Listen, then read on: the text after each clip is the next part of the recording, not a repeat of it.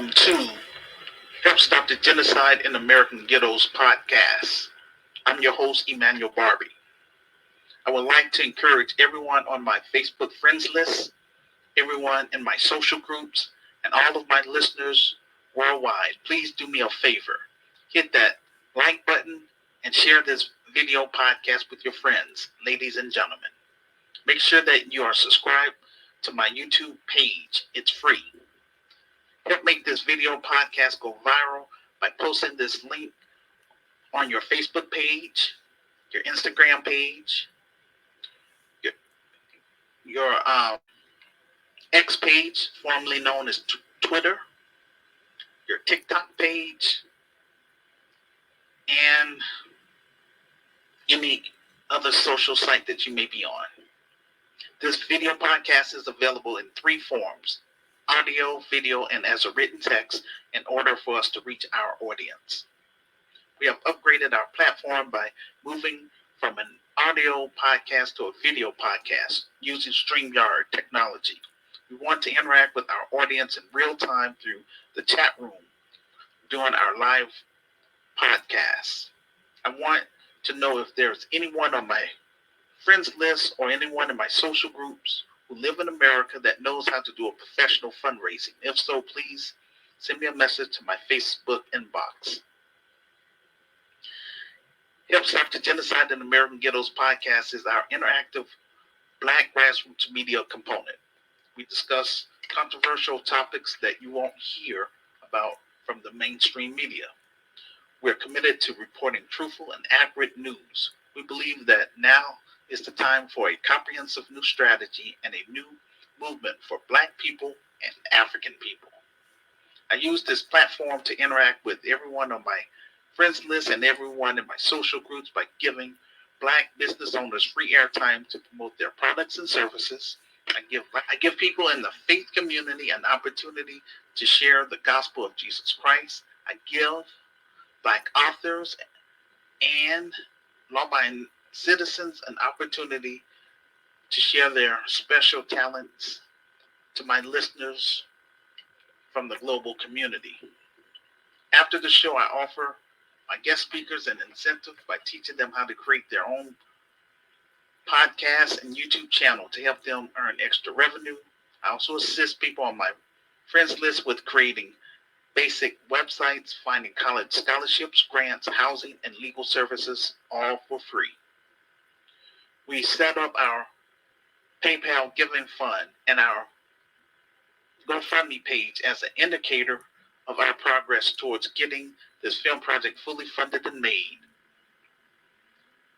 Our PayPal giving fund only allows us to raise up to $10,000. Our short-term goal is to raise $125,000 so that the Black world would take our cause serious. I have invested 32 years of my life trying to connect with other like-minded Black people and African people. I refuse to be ignored. My film project is my last attempt to try to do something positive for my racial group in America before I cut and run to Africa. My assignment is to generate enough capital from my revised book, my virtual store, in hopes of raising enough capital to get our story on the big screen. We will offer something that no Black politician has in America, and that is a solution to solve all of our social problems in America if given a chance. I'm talking about the Grassroots Community Activist Institute of Chicago. We will offer a 21st century solution within the United States of America before we expand to Africa. Since I have little to no support for my cause, all I can do at this time is news and social commentary. Without financial support from the Black grassroots and the global African family, then I am unable to do my job. This is why I'm reaching out to African immigrants within the United States of America from the following African nations: South Africa, Kenya, Ethiopia, Tanzania, Uganda, Angola, Liberia, Ivory Coast, Ghana, and Nigeria. Stand up and work with me. The sooner we get this film project fully funded and made, the sooner we can expand Gurkha Chicago to Africa. Once the proceeds from the docudrama starts pouring in, then I will be in a better position financially to purchase property in Chicago, buy office equipment, and hire qualified black middle class professionals and African immigrants within the United States of America. The Grassroots Community Activist Institute of Chicago's mission is to help eradicate urban violence in Chicago through art, culture, commerce, spiritual development, and hosting African tours in 10 African nations. We're going to meet people from my African group, Gurkha of Africa. We will bring the best of the diaspora to each African nation so that we can set up local chapters and do international trade among our brothers and sisters on the continent. We will reconnect black entrepreneurs with African entrepreneurs, black artists with African artists. In this Christian business, our objective is to heal from enslavement and colonization. The title of this presentation: The Republicans Are Starting to Pander to Black Voters Using Stereotypes, and How Socioeconomics is Weaponized Against Black Americans. Our first topic: the Republicans are starting to pander to black voters using stereotypes. The bidding war for black voters has begun. This is a good position for black Americans so that we can receive our tangibles, which are our reparations. The Republican Party is trying to pander to black men. It's good to have the Democrats and the Republicans trying to compete for our vote. The Democrats had a monopoly on the black vote for the past 60 years because they helped pass the Civil Rights Bill. And since then, they have always had 90% of the black vote. They assumed that they didn't have to do anything else for black Americans.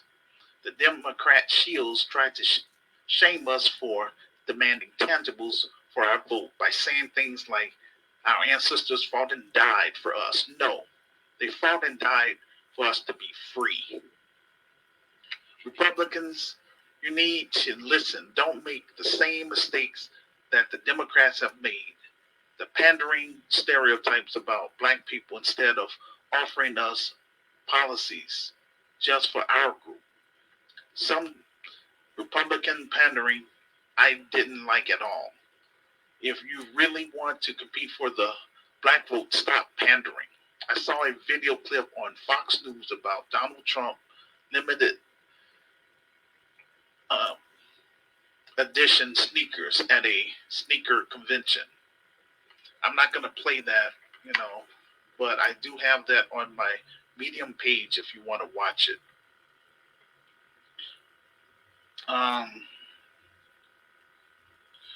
To watch the actual video, just go to my Medium page and select the exact title of this presentation, then click on it and scroll down to show and prove. When you say Trump is connecting because of sneakers, that's stereotyping. Not all black people are into buying sneakers. Prove to black Americans that you are a better candidate than the Democrats and point out to black Americans what the Democrats have not done for us. Then tell us what you are going to do for black Americans economically and policy-wise. A lot of black Americans told me that life was better under the Trump administration due to those stimulus checks. You can't connect with us with Snickers, sports, or music that doesn't connect you with us. If you're serious about connecting with black people, then offer us policies that will benefit black America as a whole. Treat us no different than you treat other groups, and make arrangements with me to come on this podcast and let's talk about the issues that are important to our community.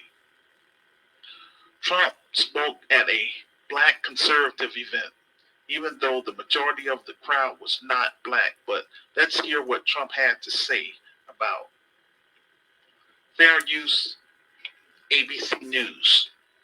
President Trump has been courting black voters, some of whom have started to reconsider their support for President Biden. But Trump's comments on Friday at the Black Conservative Federation Gala in South Carolina is leading to controversy, with some calling their remarks racist. Take a listen.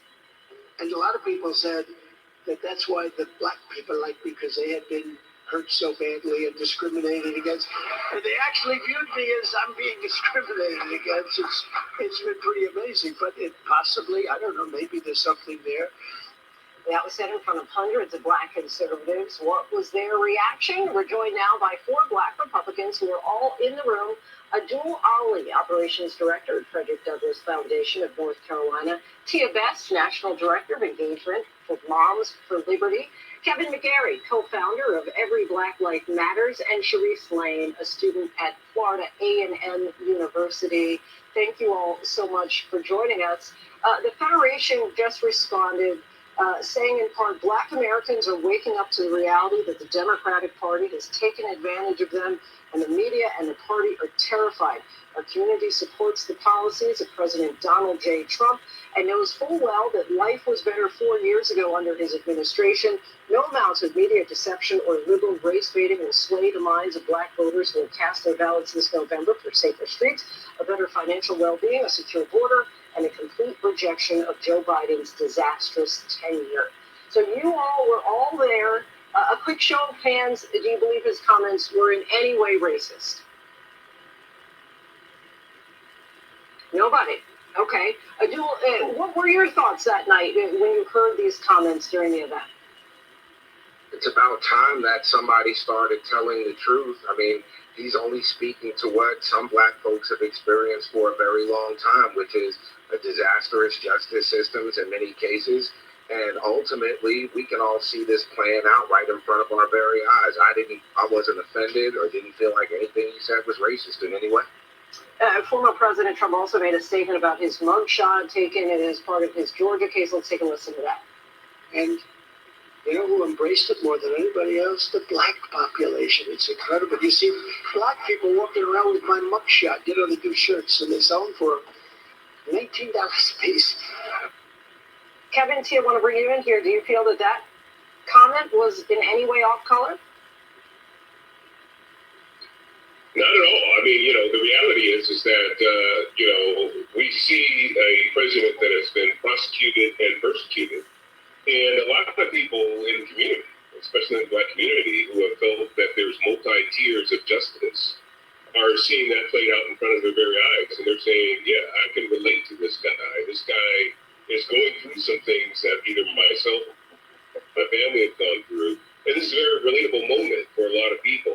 So seeing his mugshot as a big, to the media and to the political pundits it's a big deal, and it really does resonate within the community.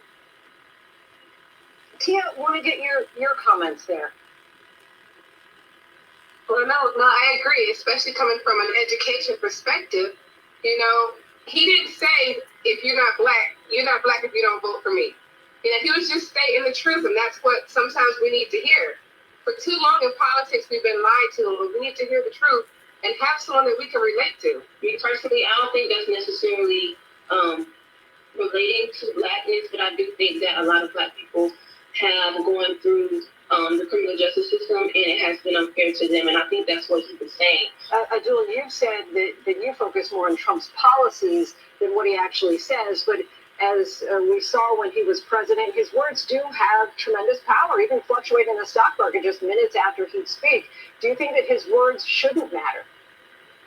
His words absolutely do matter, and I'm less concerned with something said in jest, and I'm more concerned with the fact that we had a president who actually took on criminal justice reform with the First Step Act.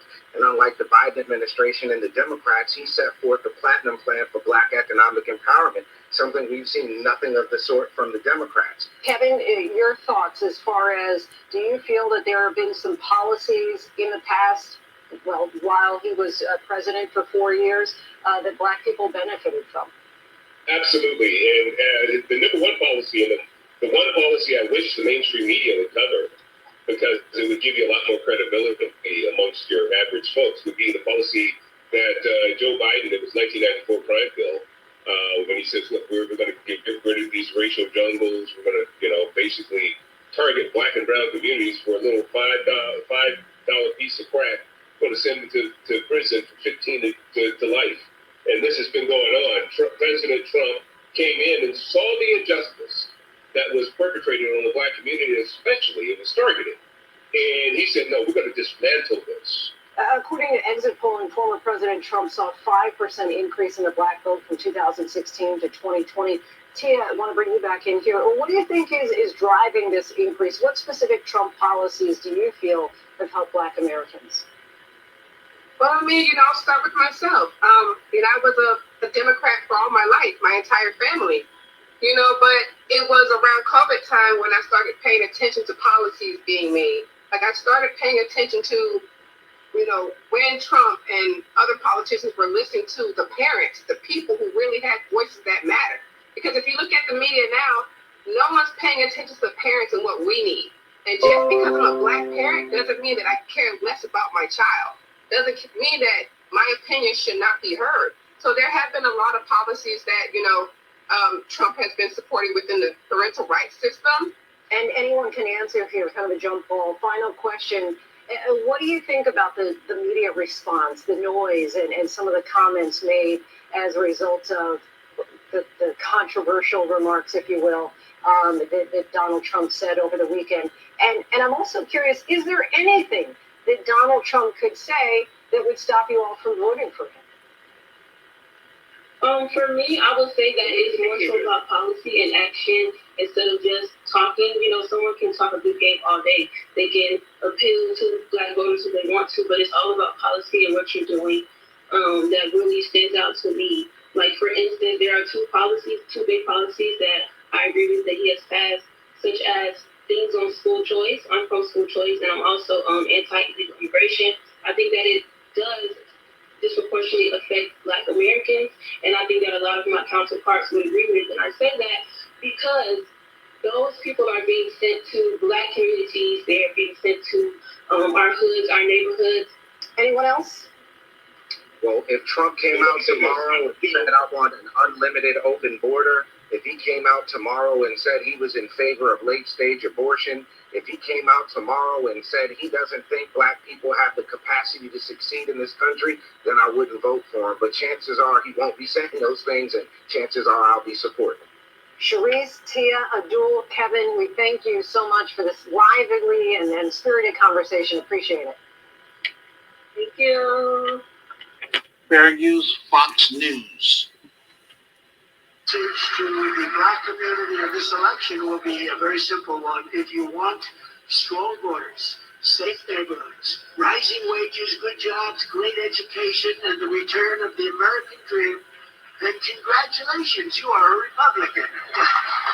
Joe Biden and the radical left have abandoned everything black Americans care about. They've really let you down. Look, we all understand it. They've thrown black Americans overboard, and it's been not a pretty thing to watch. You take a look at some of these inner cities, but I and the Republican Party will fight for the black community like you have never had anybody fight for you before. And with me, you will never be taken for granted. You will never be taken for granted. They've taken you for granted. You ever notice they always come around about 2 months before an election? Then they get your votes, and then they go on, and 4 years later they come and say hello, or 2 years, depending on what office we're talking about. But they come back and they do nothing. They do absolutely nothing until it's election time. Then they come and they seek your vote. The future we want is one nation, indivisible, with liberty and justice for all, and that's what we do. Truth be told, Donald Trump is not really connecting with black people. The only way you can connect with black America is simply tell them about your track record from your last administration. Black people I talked to from behind the scenes who have been hardcore Democrats admit that they were doing fine under the Trump administration than they are doing now under the Biden administration. But they are afraid to say that in public because of the fear of retribution in the African American community. If Trump really wants to hit the Democrats where it counts, then he should come to my city, Chicago, and New York to talk with black people like me and others from the black grassroots about the migrant crisis. The Republicans don't need to pander about gym shoes or talk about indictments. Just focus on the issues, the migrant crisis in Chicago, New York, Denver, and Boston, as well as talk about the economy. Start going to these cities where the migrant crisis is a big issue. That would be Trump's strong point about immigration. That's how Trump is going to connect with black voters through the migrant crisis. Talk about economic empowerment that will bring black voters to support you. Just focus on the migrant crisis in these cities and focus on economic empowerment for black Americans. Those things will get you back in office. If you really want to crush the Democrats, then talk about giving reparations to the descendants of American slaves. That would be a game changer. It would end the Democrat Party, and the Republicans would have every black American vote for the next 100 years. Right now, the Democrats have a majority of the black vote because of the civil rights bills. We need policies that going to help black America, and we need economic empowerment along with an anti-black hate crime bill. Donald Trump called out Democrats for abandoning black Americans. Trump stated, Democrats only come around us for votes and then disappear. Trump claims the Republican Party will fight for black Americans. Now, you have both the Democrats and the Republicans trying to win the black vote, which is a good thing because it puts us in a good position. Now we can demand tangibles in the forms of reparations. We're going to home in on the speech that Donald Trump made at the Black Conservative Federation. And again, it said, unquote, and this election will be a very simple one. If you want strong borders, safer neighborhoods, raising wages, good jobs, great education, and the return of the American dream, then congratulations, you are a Republican. Joe Biden and the radical left have abandoned everything black Americans care about. They really let you down. Look, we all understand it. They've thrown black Americans overboard, and it's been not a pretty thing to watch. Look at some of the inner cities, but I and the Republican Party will fight for the black community like you have never had anybody fight for you. And with me, you will never be taken for granted. Notice they always come around about 2 months before the election. Then they get your votes, and then they go on, and 4 years later, they come back around. They do nothing. They do absolutely nothing until it's election time. Then they come and seek your vote. The future we want is one nation indivisible with liberty and justice for all, unquote. That's Donald Trump's appeal to black America. Let's break some of that down. He mentions strong borders. Is Joe Biden promising strong borders for black Americans? President Biden has opened up the floodgates and let everybody in that want to come in from all over the world, like a free for all. And now they are in your cities, taking resources from your schools, your parks, shelters. They are prioritizing foreigners over American citizens. I don't know about you, but I prefer strong borders. We have enough. We need to help and feed American citizens first before we can help others. Look at the inflation under the Biden administration. It's out of control. A lot of you are renters. Your rent keeps going up under the Biden administration. And they are not saying anything about it. And yet they are supposed to be the party of regulations. Notice they're not doing anything about all these rents going up. You have to work 2 and 3 jobs when prior to Biden getting into office. You didn't have to do all that. The Biden administration is spending billions of dollars on Ukraine when they should be spending that money on American citizens. They are spending millions of dollars on migrants in Chicago and in New York. I bet you the Republicans won't allow that under the Trump administration. I agree with them on dealing with unchecked immigration. I'm not with them on racism, that's for sure. And that's what keeps a lot of black people away from that party. In order for that party to survive, it's going to have to overhaul itself and get rid of the people in there who are hardcore racists. But as I said many times before, as long as we live in America, we will have to deal with racist people every day. We got racist supervisors, we got racist co-workers, etc. I don't want to hear about racism from the Democrats anymore because they don't do anything about it. Racism is very important to me as a black man, sure, but Democrats don't do anything about racism when they are in office. They are using racism to get votes, and I don't like that. They're playing on my people's pain. Trump's speech touched everybody's talking about it for sure.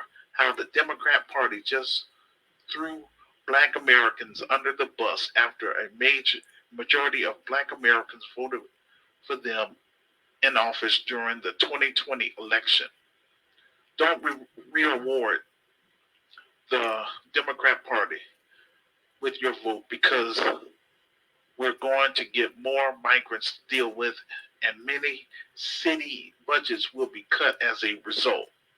Black America, this is your last chance to get it right. These off-code Negroes who is making it hard for us to live here in America because they keep voting against our interests and participating in our own oppression because of this Willie Lynch mentality. The Democrat shields are paid to misinform black people and keep you as a permanent underclass in America. That's why I created this platform to help expose those people like Roland Martin. And I want to mobilize like-minded black Americans and like-minded African immigrants in America to work with me so that we can build the Grassroots Community Activist Institute of Chicago together. I wrote my revised book to help get GRCAM members on code throughout the United States and around the globe. Please leave a public comment on my YouTube page about the topic. Most of all, share this video podcast with your friends. This will help get the ball rolling. Our second topic, how socioeconomic is weaponized against black Americans. The white supremacist financial elites are culture vultures. They are determined to colonize our arts and culture in order to pass it down to their children. For example, I found a video clip entitled Dr. Umar Johnson on China controlling Jamaica and Jamaican politicians selling out the country, unquote. To watch the actual video, just go to my Medium page and look for the exact title of this presentation, then click on it and scroll down to show and prove. I will play the audio version. Free use, I never knew TV. Saying how China has strategically taken over control of numerous African countries and Jamaica without the use of military force. What will their domination mean long term? Great question. I'll pause because it bothers me when I look at Africa and the Caribbean islands. And I just came back from Aruba, and I'll be going later on this year to Martinique, Curacao, and back to Suriname in South America. But it bothers me when I look at the history of how we fought for liberation, followed by independence in the Caribbean, only to hand that independence back over to another race of people. So we fought for freedom from the white man, and now we're handing over that freedom to the yellow man. When I was in Jamaica, 2015, I keynoted National Heroes Week, Irie FM and Ocho Rios and Marcus Garvey's back, me and Muta Baruka, actually. And while I was in Jamaica, I heard all these rumblings about the Chinese. And I've been to Jamaica before, and I've seen the Chinese. But in studying what they have done since my last visit, I was astounded and appalled to find out that they had made so much inroads into controlling and influencing the infrastructure of the Jamaican people. The Chinese built a road from Kingston, one side of the island, to the other side of the island. And in exchange for the roads that they built, the Jamaican government, unless this has changed since then, gave the Chinese total control over the toll money that would be made by people using the Northwest or East-West Highway. Why would you give a foreign power complete monetary control of the tolls on this road that you know half of Jamaica is going to be using? You're talking millions of dollars of revenue you're giving to the yellow man just because he built the road. In addition to that, the Chinese are building it's probably done by now. They were building at that time 2 schools, and they were bringing Chinese educators over to help the Jamaican people educate black children. They built the Children's Hospital, which is supposed to be largely staffed with Chinese. They also gave the Chinese total control of all tourism on both sides of that highway that goes from one side of the island to the other. I was also told that they gave the Chinese the right to drill in natural rainforests in the Jamaican on the Jamaican territory for Chinese exploitation. They've given them tax abatements, and they also purchased, if I'm not mistaken, the port. The main port of Jamaica is owned by the Chinese. Exactly. If another race owns your port, that means they control what's coming in. They control what's going out. What about the drugs? What about the guns? What about the COVID? We don't know what the people bringing in. And you mean to tell me that the Chinese care so much about Jamaican people that they're not going to educate our kids and take care of their health? Chinese don't care about black folks. Go to China. Go to China and see how they treat black people in China. So to me, what I think this is the government of Jamaica, like so many African governments, so many other Caribbean governments have done. They've gotten in bed financially with the Chinese.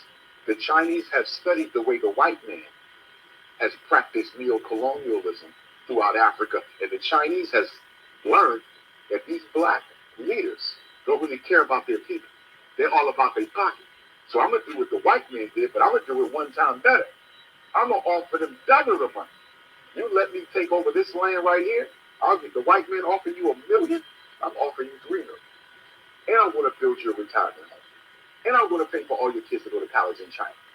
You follow what I'm saying? And I'm going to give you a private military. So the Chinese have basically become neo-colonialists 2.0. They're outdoing the Europeans. You follow me? And they're giving Caribbean and African leaders offers that they can't refuse. And guess what? When you advocate on that loan that they give, because all this is loan. These are not handouts. It's all loans. When you advocate on the loan, in that contract, you have to give them large concessions of land and large concessions of your economy. There's an African country right now, is it Uganda? There is an African country who defaulted on their loan to the Chinese and they now own their national airport. I forget which, but they own the airport now because they couldn't pay back the loan. The Chinese know what they're doing. The problem we have as African people is we tend to think anybody who's not white is a friend of ours. Nobody is our friend, not the Arab, not the Chinese, not the Latino, except the African Latinos who identify with us, not the East Indians, not the Native Americans. We don't have friends. But black people have been seduced into this multiculturalism, which says the brown man is your friend, the yellow man is your friend, the red man is your friend. No, they're not. Black people don't have no friends. And my greatest fear about Chinese neocolonialism 2.0, my greatest fear about Chinese neocolonialism 2.0 is when the time for revolution comes. Because there will be a second revolution because you got to get rid of the Chinese. You will have to fight 10 times harder. When you fought to get the white man out in the 60s, in the 40s, in the 50s, it was a little easier because he don't have the numerical strength. The white man had to use other black people in his armies to fight blacks because they're only 10% of the world. They don't have enough. China is the most populous country on the planet Earth. They have 1 billion people, not to mention their reserves around the planet. Okay? Don't get me wrong. African people, we're the biggest. The problem is most of us identify something other than black, which reduces our numbers. I'm not African. I'm multiracial. I'm not African. I'm Latino. I'm not African. I'm Samoan. You follow? So we are disintegrated based on these names. Here's the point that I'm making. Because the Chinese have the technology, because the Chinese have the manpower, the second war for African independence, the second revolution for African independence against Chinese neocolonialism 2.0 is going to be 10 times as bloody, 10 times as long, and it's going to require the sacrifice of 10 times as many people. We will not be able to throw them out of Africa and throw them out of the Caribbean as easily as we did the whites. And the whites wasn't easy. That was a hell of a war. So just multiply that by 100, and that's what we're going to have to deal with the Chinese. The worst thing we're doing is giving them all this, and it's being done through the politicians. The politicians are doing it. But here's 3 things that keeps Africa enslaved to the Chinese and the white man by virtue of their politicians. Number 1, we have been distracted in America, the Caribbean, Africa, all over the world. It's a Pan-African problem. We have been distracted from development with democracy. Everybody's focusing on who to vote for. You're not looking at the conditions. What's going to change whether he wins or he wins?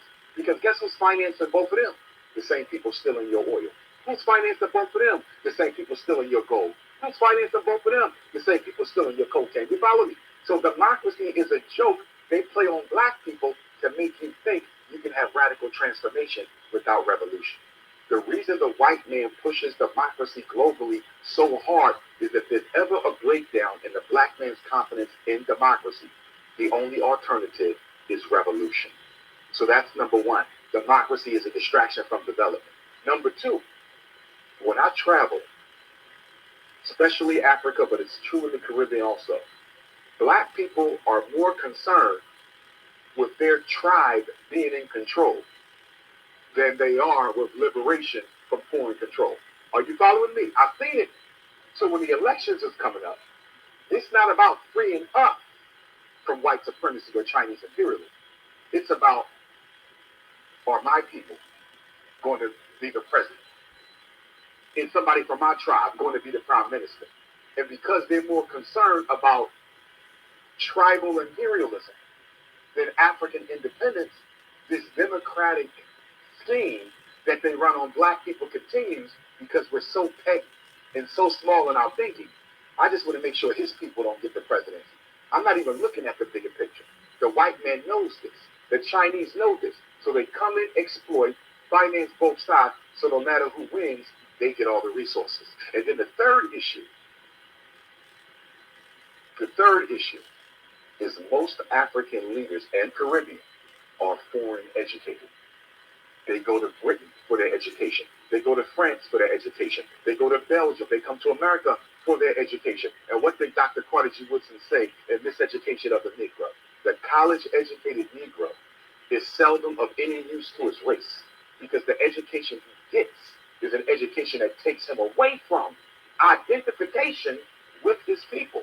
So most of our African and Caribbean and American leaders are Negro-kin.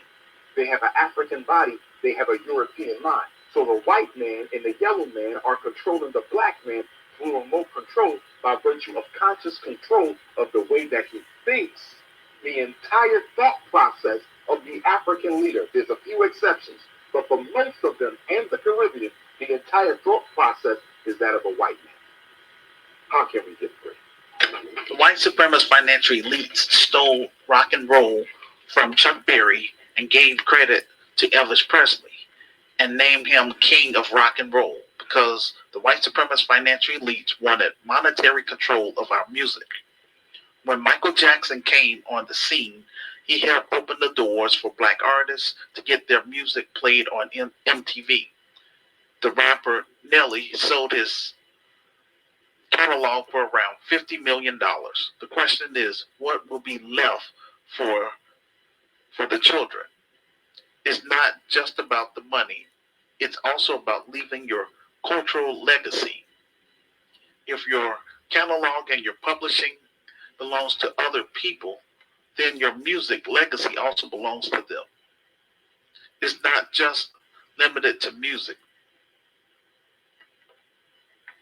For example, Dr. Martin Luther King Jr. family members decided to sell all of his famous speeches. So now, whenever someone makes a film about Dr. Martin Luther King Jr., they will need permission to use his speeches in their film. Otherwise, they could face a potential lawsuit. I created this platform as a virtual space or a safe space where like-minded black people and like-minded African people could gather and discuss social issues that are important to us. I have 1,927 people on my Facebook friends list. It's my hope to encourage everyone on my friends list to join GRCAM and for everyone to help get my revised book on that bestsellers list and for them to read my story for themselves, those that agreed to make arrangements to come on this podcast so we can talk about it and encourage other people to get involved. So that way the black world would take us serious. I also hope and pray that through this platform, we will get our film project fully funded and made so that we can do all the things that I have been talking about for the past 32 years. I am not getting pushback from white America. I'm getting pushback from black America. But at least I am documenting what I'm trying to do. If it was up to me, everyone would be on board to support what I'm trying to do for our black youth and for the African American community. But God give us free will. The sooner we get this film project fully funded and made, like I say, the sooner we can expand it to the African continent.